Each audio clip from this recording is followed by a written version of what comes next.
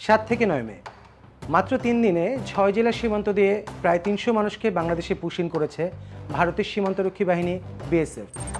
অবাক করার বিষয় হলো, স্থানীয় প্রশাসনের তথ্য অনুসারে এদের মধ্যে শুধু বাংলাদেশিরা নন, রোহিঙ্গা এমনকি ভারতীয় নাগরিকরাও আছেন। প্রশ্ন উঠেছে, বাংলাদেশের নাগরিক বলে ভারত যেভাবে এত এত মানুষকে সীমান্তের এপারে ঠেলে দিল তা কতটা যুক্তিসঙ্গত? এমন একটি স্পর্শকাতর ও জটিল ইস্যুতে কেন কোনো আনুষ্ঠানিক প্রক্রিয়া অনুসরণ করা হয়নি? ভারত আসলে কী বার্তা দিতে চাইছে বাংলাদেশকে? আজকের স্টার এক্সপ্লেইন্সে আমি মামুনুর রশিদ এই প্রশ্নগুলোর জবাব খোঁজার চেষ্টা করব। সর্বশেষ গত 9 মে শুক্রবার সাতক্ষীরার শ্যামনগর উপজেলার পশ্চিম সুন্দরবনের মান্দারবাড়িয়া চরে 78 জনকে ফেলে যায় বিএসএফ। পুলিশ বলছে এদের মধ্যে 75 জন বাংলাদেশি ও 3 জন ভারতীয় নাগরিক। উদ্ধারকৃতদের বরাত দিয়ে পুলিশ এও জানিয়েছে যে তাদের গুজরাট থেকে উড়োজাহাজে লঞ্চে করে চোখ বেঁধে আনা হয়েছে। অনেকে অসুস্থ এবং কারো কারো শরীরে নির্যাতনের চিহ্ন আছে। এর আগে 7 মে বুধবার পার্বত্য জেলা খাগড়াছড়ি ও উত্তরের জেলা কুড়িগ্রামের বিভিন্ন সীমান্ত দিয়ে ভারত থেকে পুশিন করানোর পর 123 জনকে আটক করে বিজিবি। তাদের ভেতর খাগড়াছড়ির মাটিরাঙ্গা, শান্তিপুর ও পানছড়ি সীমান্ত দিয়ে অনুপ্রবেশকারী ব্যক্তিরা জানান তাদেরকেও গুজরাট থেকে বিমানে করে প্রথমে ত্রিপুরায় নিয়ে আসা হয়, সেখান থেকে 1 ঘন্টা হাঁটিয়ে সীমান্ত দিয়ে এপারে ঠেলে দেওয়া হয়। এই অনুপ্রবেশকারীদের ভেতর বাংলা ভাষাভাষী ছাড়াও রোহিঙ্গা ও গুজরাটি ভাষায় কথা বলা মানুষজন ছিলেন। আলোচিত ঘটনা প্রসঙ্গে গত বুধবারই অন্তর্বর্তী সরকারের জাতীয় নিরাপত্তা উপদেষ্টা ও প্রধান উপদেষ্টার রোহিঙ্গা বিষয়ক হাই রিপ্রেজেন্টেটিভ খলিলুর রহমান জানান, এমন প্রতিটি কেস আলাদা আলাদাভাবে নিরীক্ষণ করছেন তারা। সরকারের সিদ্ধান্ত হচ্ছে, অনুপ্রবেশকারীদের ভেতর কেউ যদি বাংলাদেশের নাগরিক হয়ে থাকেন তাহলে প্রমাণ সাপেক্ষে তাদেরকে গ্রহণ করা হবে, তবে সেটা হতে হবে ফর্মাল চ্যানেলে, অর্থাৎ আনুষ্ঠানিক প্রক্রিয়ার ভিতর দিয়ে। এটা না করে ভারত যেভাবে পুশিন করেছে সেটা সঠিক প্রক্রিয়া নয় বলেও মন্তব্য করেন তিনি। পরের দিন 8 মে এ ঘটনায় গভীর উদ্বেগ জানিয়ে ভারতকে অবিলম্বে এ ধরনের কর্মকাণ্ড বন্ধের আহ্বান জানানো হয় পররাষ্ট্র মন্ত্রণালয়ের পাঠানো এক চিঠিতে। ওই চিঠিতে বলা হয়, বাংলাদেশ ভারত সীমান্তে শান্তি ও স্থিতিশীলতা বজায় রাখার স্বার্থে এই ধরনের পুশিন গ্রহণযোগ্য নয়। এ ব্যাপারে পর্যবেক্ষকদের ভাষ্য, অভ্যুত্থান পরবর্তী বাংলাদেশে পরিবর্তিত রাজনৈতিক বাস্তবতায় এবং প্রতিবেশী দুই দেশের মধ্যে একটা যুদ্ধকালীন পরিস্থিতিতে গত কয়েকদিনের পুশিনের পদক্ষেপগুলো উদ্দেশ্যপ্রণোদিত, যা গভীর উদ্বেগের একটি বিষয়। এটি চূড়ান্তভাবে সামগ্রিক নিরাপত্তা পরিস্থিতির উপর প্রভাব ফেলছে এবং জনমনে নেতিবাচক মনোভাব তৈরি করছে। দুই দেশের সীমান্ত ব্যবস্থাপনার প্রক্রিয়া লঙ্ঘন করা এই পদক্ষেপগুলো 1975 সালের সীমান্ত কর্তৃপক্ষের জন্য যৌথ ভারত বাংলাদেশ নির্দেশিকা, 2011 সালের সমন্বিত সীমান্ত ব্যবস্থাপনা পরিকল্পনা এবং বিজিবি বিএসএফের মহাপরিচালক পর্যায়ের বৈঠকে নেওয়া সিদ্ধান্তের পরিপন্থী। বিষয়টির বিভিন্ন দিক নিয়ে দ্য ডেইলি স্টার কথা বলেছে রাষ্ট্রচিন্তক ফরহাদ মজহার, কূটনীতিক ও যুক্তরাষ্ট্রে বাংলাদেশের সাবেক রাষ্ট্রদূত এম হুমায়ুন কবির, দক্ষিণ পূর্ব এশিয়ার ইতিহাস বিষয়ক গবেষক আলতাফ পারভেজ, ঢাকা বিশ্ববিদ্যালয়ের আন্তর্জাতিক সম্পর্ক বিভাগের সাবেক শিক্ষক অধ্যাপক ইমতিয়াজ আহমেদ এবং অভিবাসন বিশেষজ্ঞ আসিফ মুনিরের সঙ্গে। এই বিশ্লেষকরা বলছেন, পুশিন পুশব্যাক ইস্যু কেবল নিরাপত্তা নয়, মানবাধিকার ও আন্তর্জাতিক সম্পর্কের দৃষ্টিকোণ থেকেও গুরুত্বপূর্ণ। এই ধরনের কার্যক্রম সীমান্তবর্তী জনগণের জীবনে অনিশ্চয়তা ও ভয় সৃষ্টি করে, তাই এর দ্রুত সমাধান জরুরি। বিষয়টি নিয়ে কবি ও চিন্তক ফরহাদ মজহারের পর্যবেক্ষণ হলো, এই মুহূর্তে যুদ্ধ ও সাম্প্রদায়িক বিদ্বেষের পরিবেশে কোনো না কোনো বর্ডারে একটা সংঘর্ষ ভারত লাগাতে চায়, সেই চেষ্টা তারা চালিয়ে যাচ্ছে। এক্ষেত্রে পুশিনের ঘটনার আগে বাংলাদেশের সীমান্তের ভেতরে এসে অনেকগুলো জায়গা ভারতের বলে দখল করার চেষ্টার কথা স্মরণ করিয়ে দেন তিনি।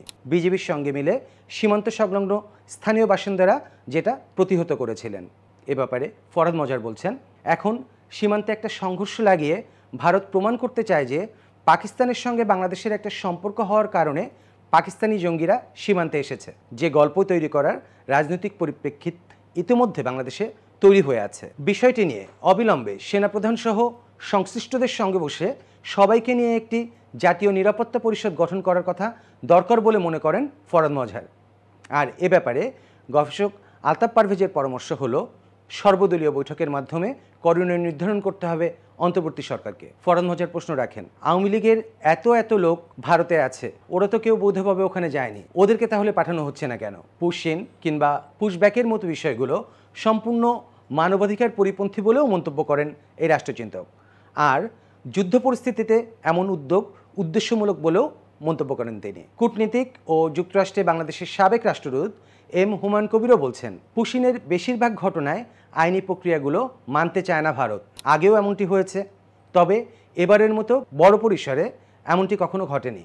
এটা অবশ্যই বাংলাদেশের জন্য একটা চিন্তার কারণ।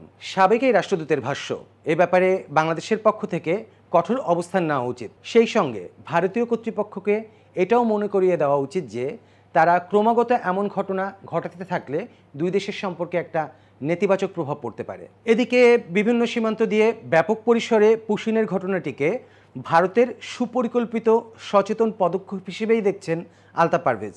তার পর্যবেক্ষণ হলো, পুশিন যেহেতু একসঙ্গে অনেকগুলো সীমান্ত দিয়ে হচ্ছে, সেহেতু এটা বেশ সমন্বিত ও ভারতের দিক থেকে বেশ ডিজাইন করা পরিকল্পনা। কারণ যারা ইতোমধ্যে বাংলাদেশের সীমানায় এসে পড়েছেন তারা বলছেন যে ওপারে আরও বহু মানুষকে জড়ো করা হয়েছে। এক্ষেত্রে 7 মের পুশিনের ঘটনা স্মরণ করিয়ে দিয়ে এই গবেষক বলেন, ভারতের পাকিস্তানে হামলার দিন এভাবে বাংলাদেশের অনেকগুলো সীমান্তে পুশিনের ঘটনা কেবল উদ্বেগজনকই না, উস্কানিমূলকও। এভাবে পুশিনের মাধ্যমে ভারত বাংলাদেশ সীমান্তেও একটা সামরিক উত্তেজনা জারি রাখতে চাইছে বলেও মন্তব্য করেন এই গবেষক। এমন পরিস্থিতিতে জাতীয় নিরাপত্তার সঙ্গে জড়িত এমন একটি ব্যাপারে করণীয় নির্ধারণে অন্তর্বর্তী সরকারের পক্ষ থেকে রাজনৈতিক দলগুলোকে নিয়ে বৈঠক করার পরামর্শ দেন আলতাফ পারভেজ। তিনি বলেন, বৈঠক আহ্বান না করে সরকার পুশিন কিংবা মানবিক চ্যানেলের মতো বিষয়গুলো নিয়ে যেভাবে ডিল করতে চাচ্ছে তা অনির্বাচিত একটি সরকারের পক্ষে ডিল করা সম্ভব না, এটা ঝুঁকিপূর্ণ। বিষয়টি নিয়ে গত 8 মে বৃহস্পতিবার রাজনৈতিক প্ল্যাটফর্ম রাষ্ট্র সংস্কার আন্দোলন তাদের এক বিবৃতিতে বলে, এটি বিচ্ছিন্ন কোনো ঘটনা নয়, বরং এটি ভারত পাকিস্তানের মধ্যকার চলমান যুদ্ধ পরিস্থিতির পটভূমিতে বাংলাদেশের ভূ রাজনৈতিক অবস্থানকে চাপে ফেলতে নয়াদিল্লির একটি কৌশলগত চাল। এমন পরিস্থিতিতে অধ্যাপক ইমতিয়াজ আহমেদ মনে করেন, বিষয়টি নিয়ে প্রথমেই বিজিবি ও বিএসএফের মধ্যে জরুরি ভিত্তিতে পতাকা বৈঠক হওয়া দরকার। এ বিষয়টাও ভালো করে দেখা দরকার যে কারা কোন দেশের নাগরিক। যদি তাদের কেউ বাংলাদেশের নাগরিক হয়ে থাকেন, সেক্ষেত্রে বাংলাদেশের দায়িত্ব হবে তাদের বুঝে নেওয়া। আর যদি তারা বাংলাদেশের নাগরিক নাও হয়ে থাকেন, তাহলে ওই ফ্ল্যাগ মিটিংয়েই বলা উচিত যে তারা বাংলাদেশের নাগরিক নন। আর এপারে ঠেলে পাঠানো রোহিঙ্গাদের প্রসঙ্গে ইমতিয়াজ আহমেদের ভাষ্য, ভারত ওই রোহিঙ্গাদের বাংলাদেশে পাঠাতে পারে না। যদি রোহিঙ্গাদের পাঠাতে হয় তো ভারতই তাদের মিয়ানমারে পাঠাবে, কারণ বাংলাদেশ সব রোহিঙ্গার দায়িত্ব নেয়নি। এই অধ্যাপক আরও বলছেন, ফ্ল্যাগ মিটিংয়ে এটার যদি সমাধান না হয় তাহলে এটা উপরের লেভেলে আনা দরকার। এমনকি যদি হাই কমিশনারকে তলব করতে হয় সেটাও করা যেতে পারে। এতেও সমাধান না হলে পররাষ্ট্র সচিব পর্যায়ে যোগাযোগটা হতে পারে। বিষয়টি নিয়ে অভিবাসন বিশেষজ্ঞ আসিফ মুনিরের ভাষ্য, যখন পাশের দেশে এমন অস্থির একটা অবস্থা তৈরি হচ্ছে, তার একটা চাপ সীমান্তে পড়বেই। তিনি বলছেন, যেহেতু ভারতের সঙ্গে আমাদের একটা কূটনৈতিক সম্পর্ক আছে, এটা সেভাবেই সমাধান করতে হবে, কূটনৈতিক পর্যায়েও, উভয় দেশের বর্ডার ফোর্সের পর্যায়েও। পুশিনের এই ঘটনাটিকে বিচ্ছিন্নভাবে দেখার সুযোগ নেই জানিয়ে আসিফ মুনির আরও বলেন, বিদ্যমান পরিস্থিতিতে পুশিন বাড়তেও পারে, এজন্য দ্রুত একটা পরিকল্পনা দরকার। এখন প্রশ্ন হলো, সরকার কি সে পথে এগুচ্ছে?